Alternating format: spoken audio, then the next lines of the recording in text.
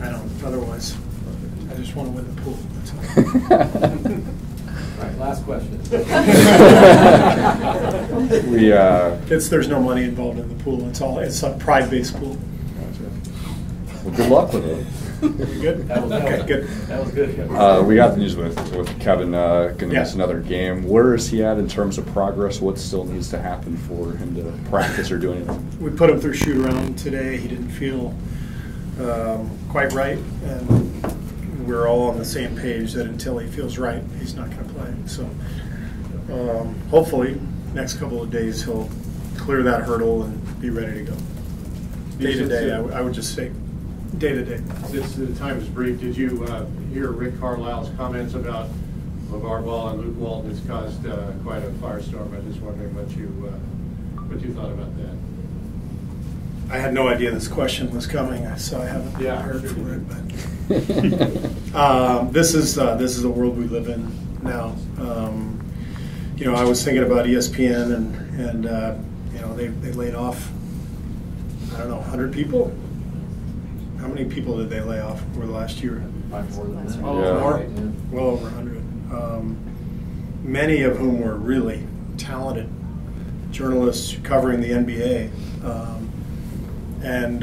So we, and this is not an ESPN judgment, it's a societal thing more than anything. But, where we're going is we're going away from covering the game and we're getting closer to just sensationalized news. And it's not even news, really. It's just complete nonsense. But if you package that irrational nonsense with some glitter and some ribbon, people are going to watch. So I've talked to people in the media this year. I said, why do you guys have to cover that guy? They say, well, we don't want to. Nobody wants to, but our bosses tell us we have to because of the ratings, because of the readership. So somewhere, I guess it's in Lithuania, LaVar Ball is laughing at all of us. People are eating out of his hands for no apparent reason, other than, he's become like the Kardashian of the NBA or something, and that sells. And that's what is true in politics and entertainment and now in sports. It doesn't matter if there's any substance involved with an issue. It's just, can we make it really interesting for no apparent reason.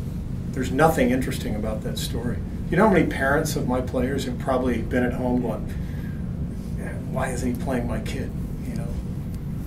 And yet we're sticking a microphone in front of his face because it's apparently it gets ratings. I don't know who cares, but people care. They must care, or ESPN wouldn't be spending, whatever they're spending to send reporters to Lithuania when they're laying off people who are writing really substantial.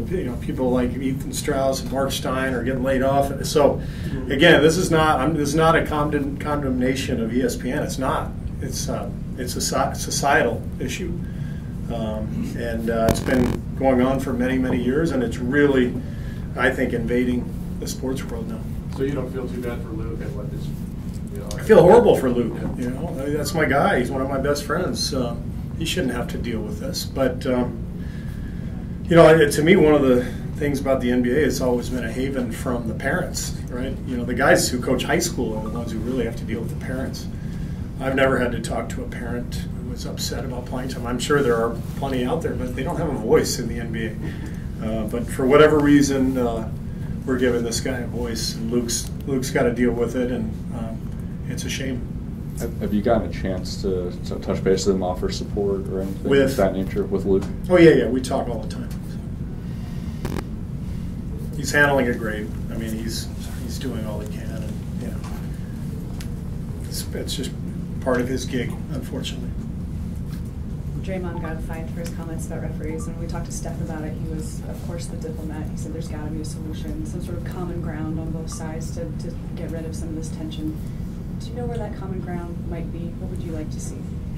Well, communication is always the way I judge every official. If I jump up and say, that's a lousy call, and I know I'm right, and the official says, man, I think I missed it, I immediately back down and go, You're right. And if conversely, if I jump up and scream and yell at a ref and call him names, he's probably not going to show me that respect of admitting a mistake or having a normal conversation or whatever. So there's always give and take on both sides. It's a horrible job. I can't imagine being a referee. It is an awful job. And I think they have a very difficult job, and there's got to be two-way communication, and that's on both sides. There has to be respectful communication, and I think for the most part, I think there is. And so I think that's got to continue, and it's got to come from both sides. Anything else? All right, thanks. Great. Thank you.